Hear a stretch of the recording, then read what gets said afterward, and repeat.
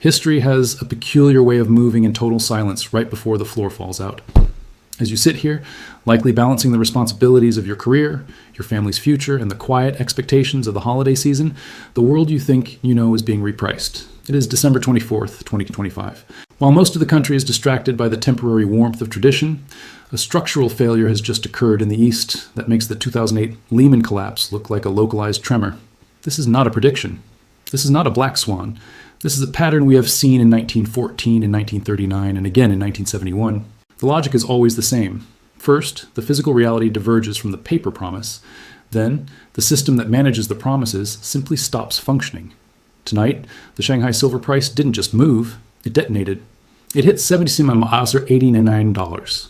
At the same moment, the price on your domestic screens in New York is flickering at $72.23.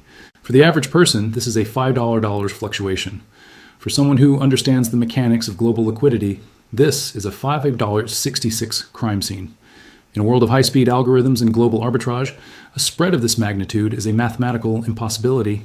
It means the oxygen of the financial system, the ability to move assets to where they are valued most, has been cut off. This has happened before. It happened when the London gold pool collapsed in the late 60s. It happened when the silver market broke in 1980. If you are a man with a 401k, a mortgage, and a family depending on your ability to read the terrain, you need to understand that the normalcy you are currently enjoying is an illusion maintained by a broken mechanism. The Eastern physical market has finally decoupled from the Western paper market. The bridge is gone. And if you aren't looking at the patterns, you're just a passenger on a ship that has already lost its rudder. In a functioning capitalistic system, price discrepancies are the meat that feeds the wolves.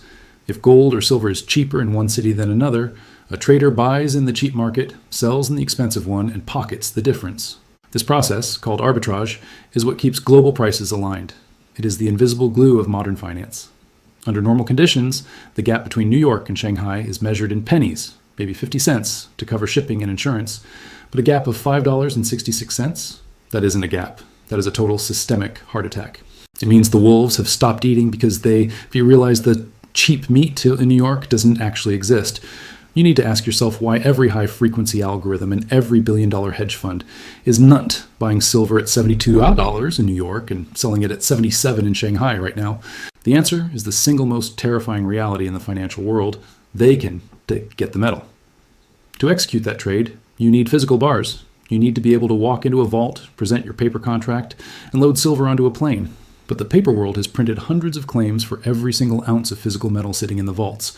The $72 price you see on your phone is a ghost. It is a price for a piece of paper that no one believes can be converted into reality anymore. The glitch isn't in the math, the glitch is in the trust. When arbitrage breaks, the system is telling you that the exits are jammed. We have entered a phase where the real price is being set by those who have the goods, while the official price is being defended by those who only have printing presses and excuses. History doesn't repeat, but it certainly rhymes with the same cold logic of failure. To understand why the 566 spread is a terminal signal, you have to look back at January 1980. The Hunt brothers had the Western banking system by the throat. Silver hit $50, an unthinkable number at the time. The establishment's response wasn't to find more silver, it was to change the rules. They implemented Silver Rule 7, restricting trading to liquidation only. They broke the players to save the casino. In 2011, they did it again with 5 successive margin hikes in a single week to crush retail FOMO. But here is where the pattern shifts from a market correction to a regime change. In 1980 and 2011, the enemy was individual speculators and emotional retail investors, entities the Western banks could easily bully, liquidate, or scare.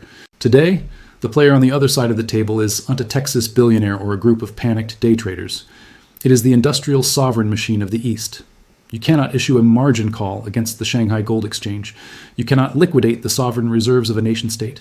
In the past, the London-New York axis held a monopoly on price discovery because they held the world's trust.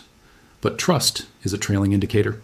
For the last decade, we have watched a systematic migration of physical metal from Western vaults to Eastern silos. While New York was busy trading paper IOUs to suppress the price, the East was buying the physical reality at a discount. Now, the transfer is complete. The historical pattern shows that when the physical supply leaves a financial center, the pricing power follows it. We are witnessing the exact moment the 50-year Anglo-American monopoly on silver pricing has ended.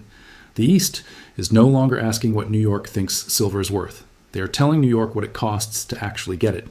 In the world of high finance, Numbers on a screen are opinions, but inventory is a fact. To understand the gravity of our current window, you have to look at the registered category on the Comex. This is the silver that is actually for sale, stamped and ready to satisfy a contract. Today, that number didn't just decline, it hemorrhaged. We are looking at a total registered inventory of 127 million ounces. To a layman, that sounds vast. To a risk manager, it's a flashing red light. We've lost over 30 million ounces, 20% of the deliverable supply in a single year. But the last 48 hours have shifted from a leak to a full-scale bank run. The data released this morning shows a mass exodus. Asahi Refining, a pillar of the New York liquidity hub, saw 1.4 million ounces adjusted out of their vaults in a single day. JP Morgan followed with 600,000 ounces. This is the inverted logic of a collapsing system. Normally, when prices hit all-time highs, owners of the metal rush to the vaults to sell and lock in profits. That is how a healthy market balances itself. But right now, the opposite is happening. As the price climbs, the metal vanishes. The smart money, the institutions and industrial giants who can see behind the curtain, isn't selling. They are withdrawing. They are taking physical delivery and moving it to private silos because they no longer trust the paper system's ability to settle. They don't want a check. They want the bars. When the people who own the vaults start emptying the vaults, they are telling you that the paper promise of $72 is a lie, and the physical reality of $77 is the only truth left. While the public eyes the price, the professionals eye the swap rates. This morning, a metric that 99% of people have never heard of flashed dark red. The one-year silver swap rate minus the U.S. interest rate plunged negative 7.18%. In a rational world, silver for delivery a year from now should be more expensive than silver today. You have to pay for storage, insurance, and the cost of tying up your capital. This is called contango, the hallmark of a healthy market. But a negative rate of 7.18% means the market has inverted into extreme backwardation. The world is now offering you a massive premium just to have the metal in your hands today instead of waiting. This isn't just a financial glitch. It is a scream for help from the industrial supply chain. Think about the men running companies like Samsung, Tesla, or the major solar panel manufacturers. They don't care about trading silver. They need it to keep their factories alive. If they run out of silver paste for their circuits or photovoltaic cells, $1 billion production line halts. Workers go home. Shareholders sue. For them, a 7% premium is a bargain compared to the cost of a dead factory. This negative 7.18% is the sound of the just-in-time inventory model snapping. Industrial giants have realized that the silver they were promised in 2026 might not exist at any price. They are raiding the warehouses now, paying any premium because they've finally accepted that in a fight between a paper promise and physical reality, the paper eventually becomes kindling. Human biology is not designed for the world we are entering.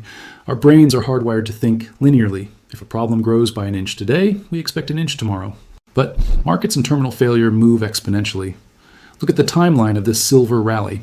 To move from $20 to $30, it took a 145 ngai.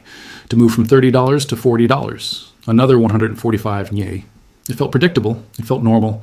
But then, the time-space continuum of finance snapped. The move from $40 to $50 took only 39 ngai. From $50 to $60, just 12 ngai. We are now in the vertical phase of the chart where time is no longer measured in months, but in hours.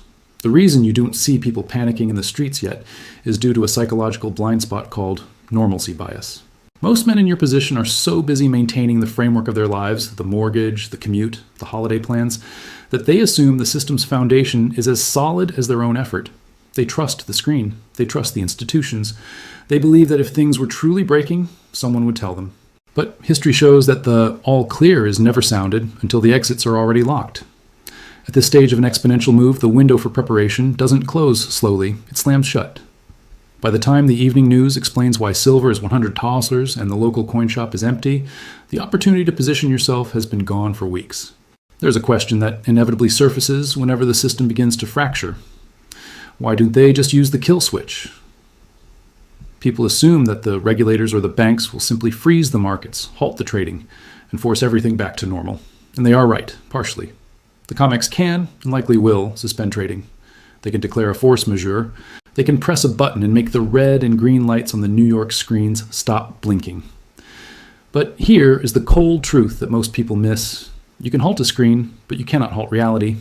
You cannot suspend the fact that a solar panel factory in Seoul or an EV plant in Berlin needs silver today to exist tomorrow. If the West closes its exchanges to save the banks from their short positions, the 566 spread won't disappear. It will go to $20, then $50. The pricing power will simply vanish from New York and reappear entirely in Shanghai and London as physical vaults. We are looking at a permanent decoupling. History tells us that when a pricing mechanism loses its physical backing, it doesn't just dip, it becomes irrelevant. A price of 72 slurs on a frozen screen in New York means nothing if the only way to actually get a bar of silver is to pay $100 in the East. This is the liquidation of the Western financial authority. For a man trying to protect his family's future, the lesson is simple. In the final stages of a currency or commodity reset, the only thing that counts is what you can touch. Everything else is just a digital entry in a system that has just declared its own insolvency. History does not provide noise. It provides signals. The 5.66 spread you're seeing tonight is not just a glitch in the silver market. It is the first domino in a much larger sequence of structural failures. When the physical reality of a resource finally breaks free from its paper manipulation, it signals the end of an era of cheap credit and phantom wealth. For 50 years, we lived in a world where value was whatever the screen told us it was. That world ended this Christmas Eve. But as you look at the silver charts, you must realize that this pattern is already beginning to migrate. Silver is the most conductive element on Earth, and appropriately, it is conducting the first shockwave of a massive revaluation of all tangible assets. There is another pattern forming right now in the shadows of the global debt market, one that connects this silver spike to the very currency in your bank account. Most people are watching the price of the metal. Very few are watching what is happening to the collateral that backs the entire Western pension system. In our next analysis, we will look at that hidden mechanism. For now, understand this. The pattern is clear, the acceleration is real, and history is no longer waiting for the majority to catch up.